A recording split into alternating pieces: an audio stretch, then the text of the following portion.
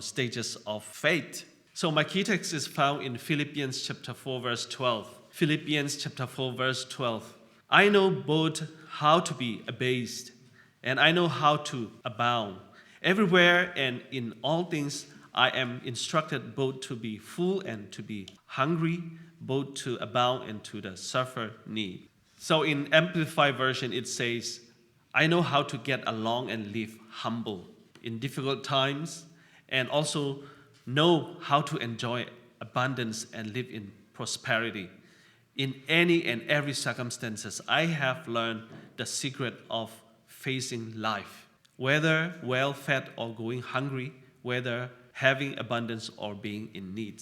So it was Paul who talked about this, and he experienced a lot about these kind of experiences. Every follower of Jesus, at some point we will confront many difficulties in our life. We understand Christian life as a journey, right? Because I have been through many situations and many difficulties, sometimes joyful things and sometimes happiness. And movement like action and stops and starts and detours and delays and trips into unknown. That's what we have been through. And in the Bible we found Abraham. He was called to live his past life. He was in Ur, and at the age of 75 to embark on a journey. On a 75, he wants to go to other countries to relocate at your age at 75, right? He was 75 when he was relocated. God asked him to resettle. And God called to Moses from a burning bush to begin a new phase of his journey at the age of 80. And God called the Israelites to leave Egypt and embark on a 40 years journey of personal transformation in the desert. And God called David to leave the comforts of his job as a shepherd to conquer Goliath and to serve as king of Israel. So it's been changes and movements people in the Bible have experienced. And even God called Jeremiah to 45 years of difficult work, standing firm for God's work and God's values in the midst of a rebellious people, right? Jesus called the disciples also to journey that would change their lives forever. On the other hand, Judas, he grew disillusioned and got stuck along the way. It was very sad that, Judas wasn't able to keep his faith on Jesus. He saw all the miracles and all the wondrous Jesus has performed, but he didn't catch it. Good things and all the wondrous things Jesus has done offended him. It was really bad. So Judas, this stuckness eventually resulted in him quitting Christ altogether and resulting in perhaps history sadness account of a wasted opportunity for him. So this thing happened in the Bible as well. So how do you think of your life and your experience with Jesus Christ? So many believers today are also stuck, right? And some people have dropped out of our church. We experience in this church as well. The last 2 years I came here and I have experienced people dropped out, and tragically they fail to see the larger picture of the transforming work God seeks to do in them at their wall of difficulties. Disorientation and pain of their present circumstances blind them. So, we can say, what is going to happen to us as well if you are not well prepared, to face these trials, the war that we are going to face. What most don't understand is that growth into maturity in Christ requires going through all these difficulties and trials and temptations. We call it the wall.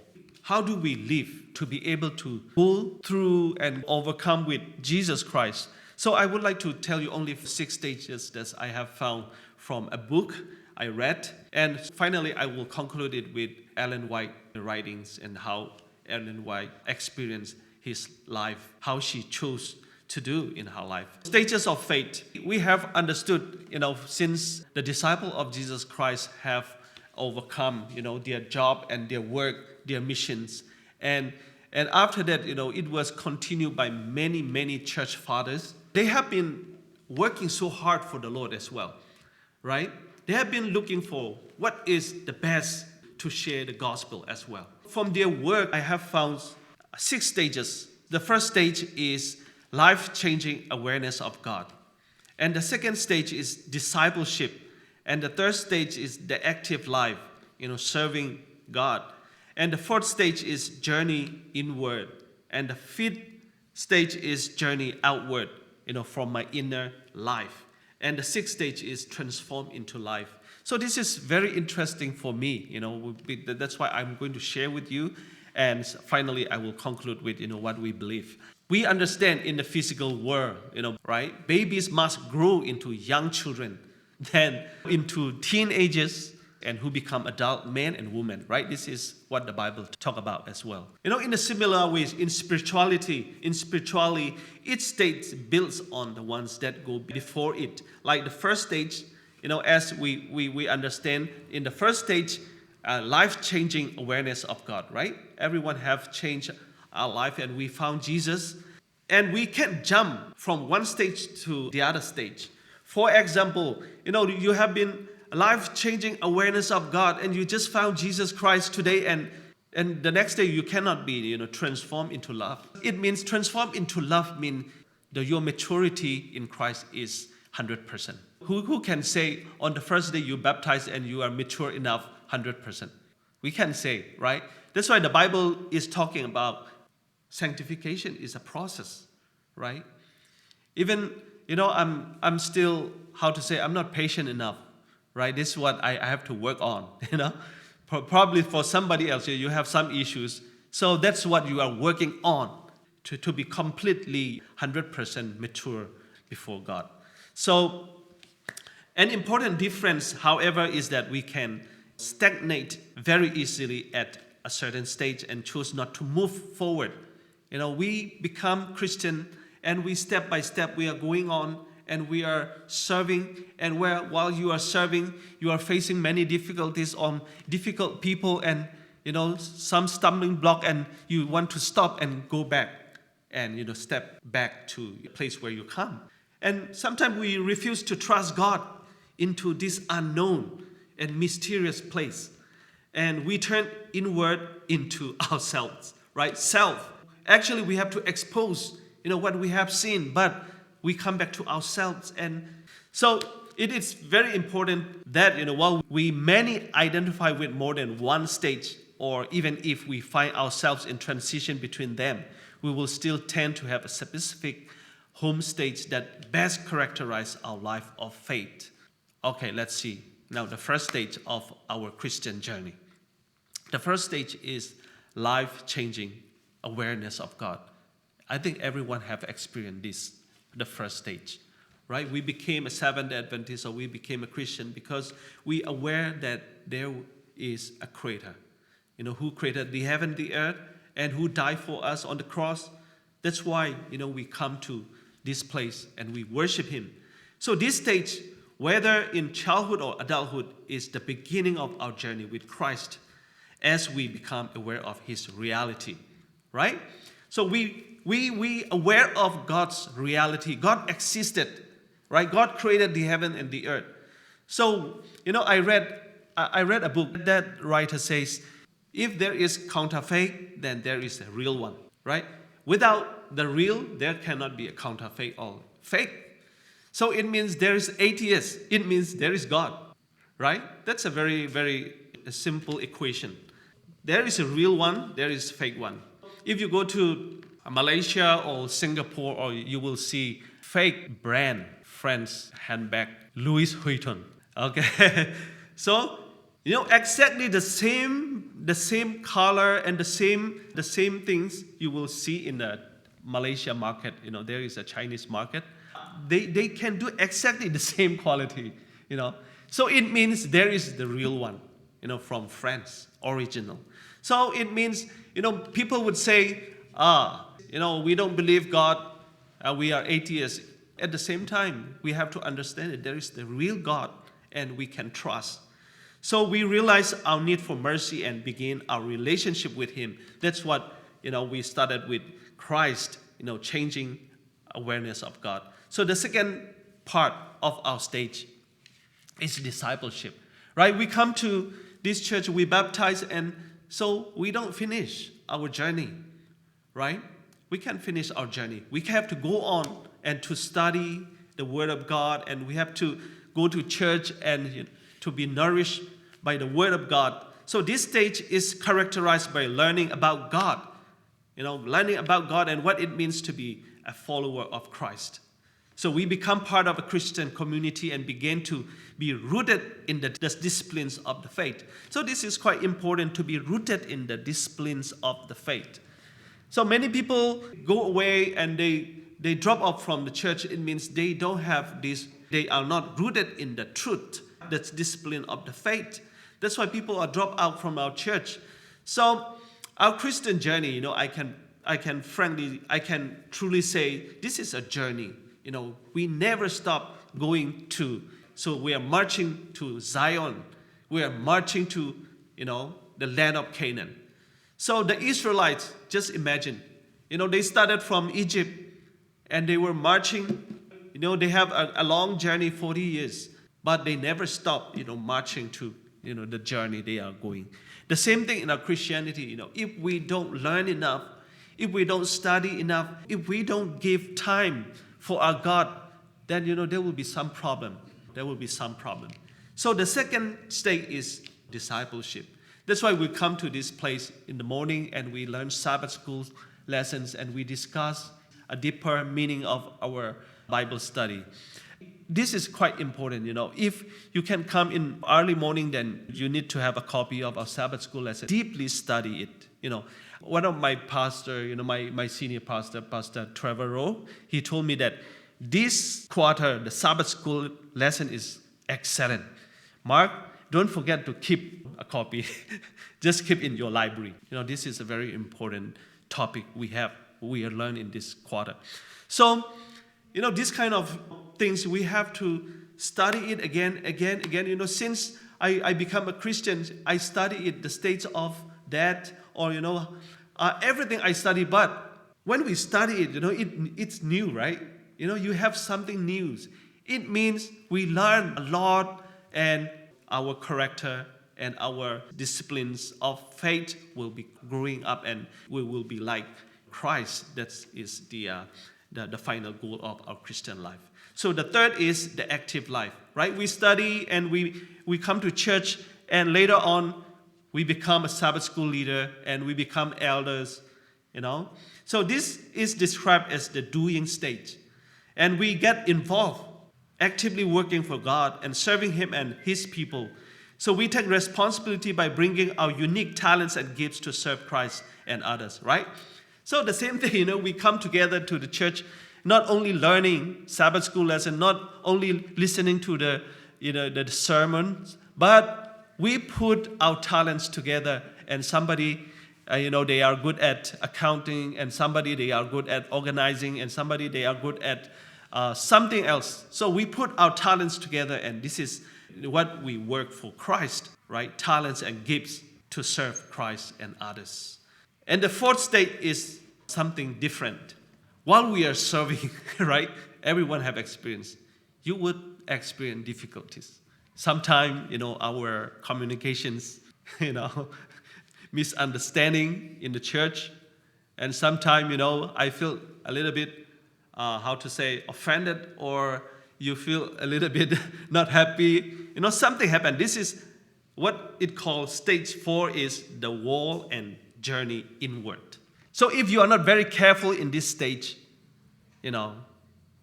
there will be some problem. Satan will be working very hard, and he will working very hard in this stage. Because in our church, we have enough doctrine. We know our Seventh-day Adventist doctrine very well. 28 beliefs, we by heart it.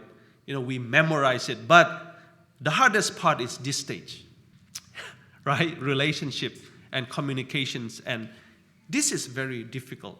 So notice that the wall, we can name it the wall and the journey inward are closely related. And, if you are not careful enough, this will be, a point of your journey that you can turning back or backward, or you will drop out from this stage. So the fifth is, if you're doing very well in this stage 4, like the war and journey inward, you can, keep it well, and you can bear it, and you can be patient enough and study well, and if you can do it well, and you can get out from this stage, and it is called journey outward.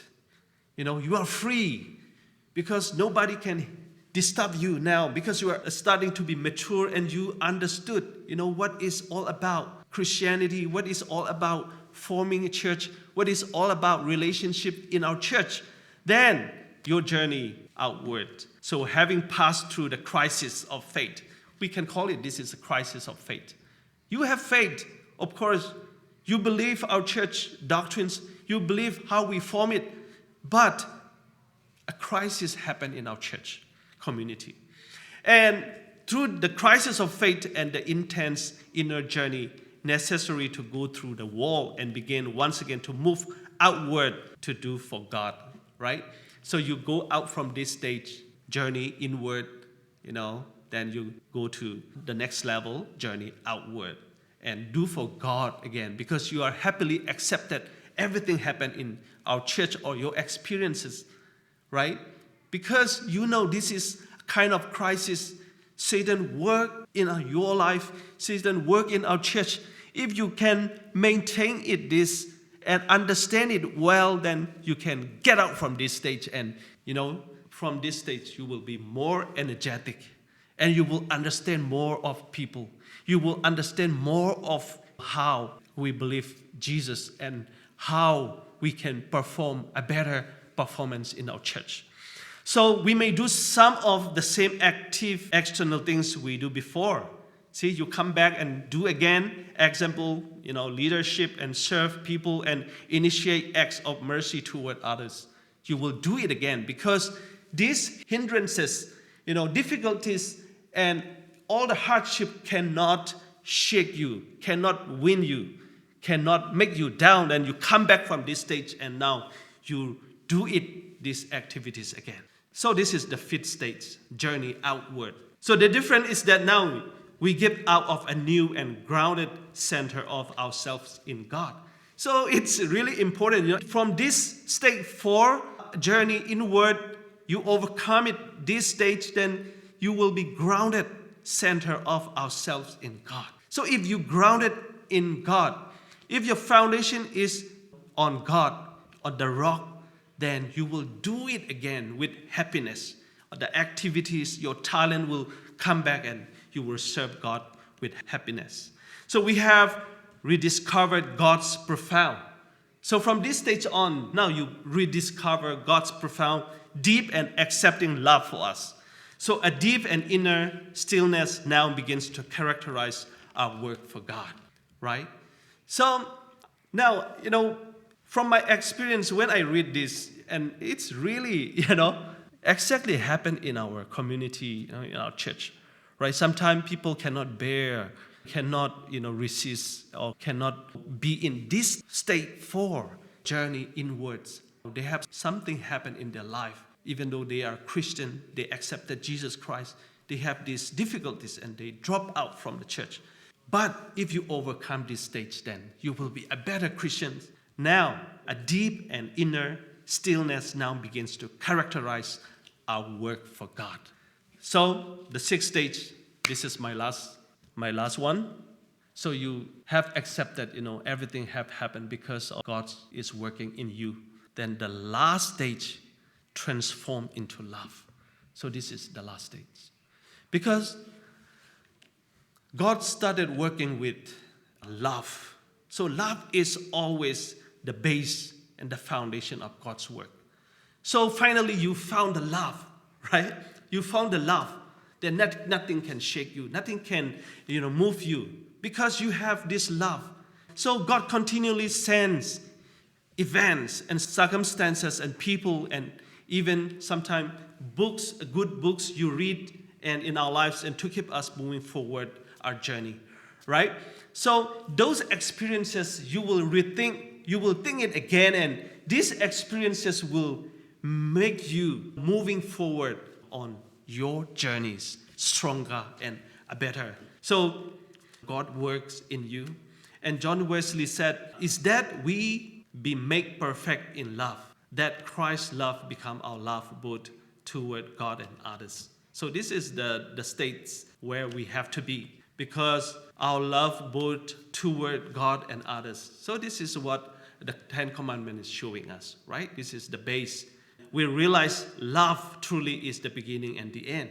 And by this stage, and the perfect love of God has driven out all fear. When you really understand the love of God, then this love, the love that God gave you, will driven out all fears in the church, in your community, in your relationship.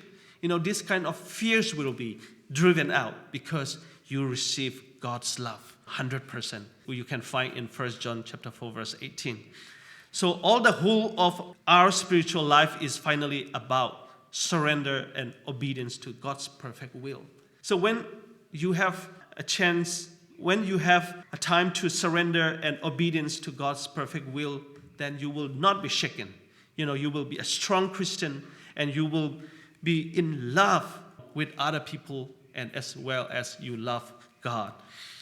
We don't control the seasons, right? Everyone knows.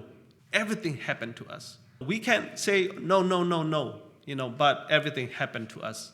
And as I told to some other congregation many times, church member in our Burmese ethnic group, he come to our church and he told me that I'm a very good guy and I'm a very mature guy. If you don't tell me anything, I'm good by myself. Don't tell me anything, and don't against me, and don't tell me anything.